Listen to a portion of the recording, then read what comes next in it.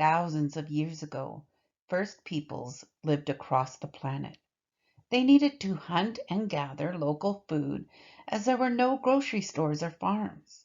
The First Nations people who lived on the west coast of Vancouver Island, where we live, are the Nuu-chah-nulth people. They use the plants and animals around us to live and survive happily. Elder Sibling Moon, January. I am Nuu-chah-nulth. When winter comes, I move with my people from the shore to our sheltered villages. We have preserved and stored lots of salmon, so we have a good supply of food for the winter. We have no real need to go outside in search of any food. The weather's often rainy and cold anyway, so my people prefer to stay inside. I live in a large house near a beach with my family and the families of 2 uncles. My older uncle is the first chief of the house, and my father and his brother are lower chiefs. This is our winter home.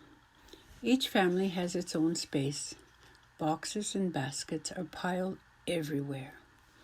One day, when I wake up, my mother comes to my sleeping platform and tells me that it is a crisp, sunny day, so we are going to go pick some winter huckleberries. I'm excited. I dress quickly and put on my cedar bark cape and hat.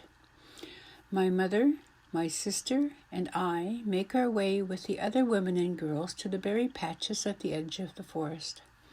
Everyone starts to strip the berries from their branches. When my own little basket is full, I help my mother fill her basket. We walk back to the village very slowly when we're done, carrying all the many baskets that are full of berries.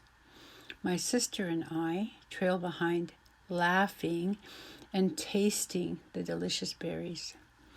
When we arrive at the house, we give the full baskets to my older uncle, the first chief of the house. He is pleased that we have picked so many berries. Now he will be able to give a feast for all the people in the house. As first chief of our house, my uncle must look after the people who live here. In turn, they work for him. Usually, whenever anyone gets a lot of food, that person gives it to my uncle, who uses it for a feast. The first chiefs of the other house also do the same thing for their people. Berry Moon, June.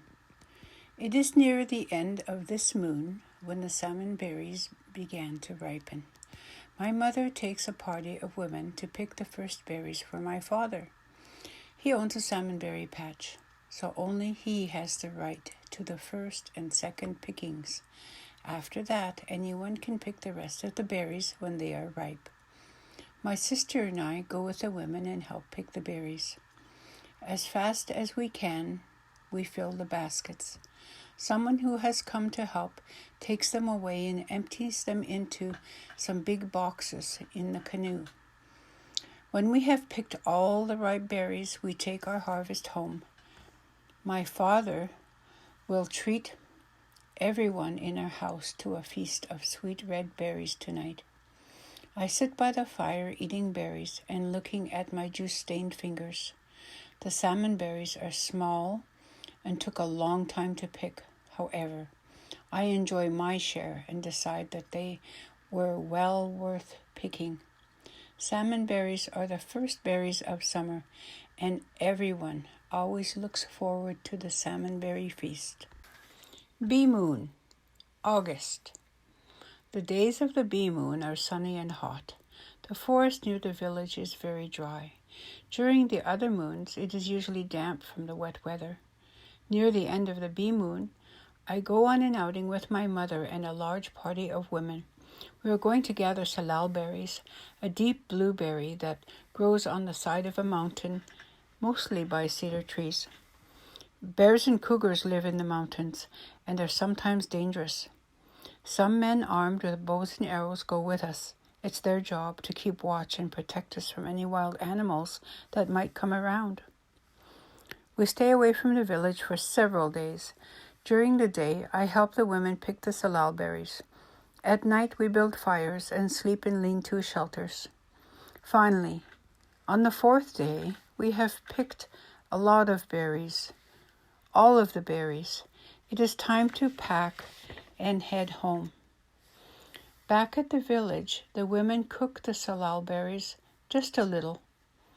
I help my mother spread a thick layer of cooked berries on a board. Then we put another board on top of them and press the berries into cakes. When the salal cakes are dry and ready to be stored, we lay them flat in baskets. Later, we will eat the cakes with whale oil. I wonder why we have gathered so many salal berries.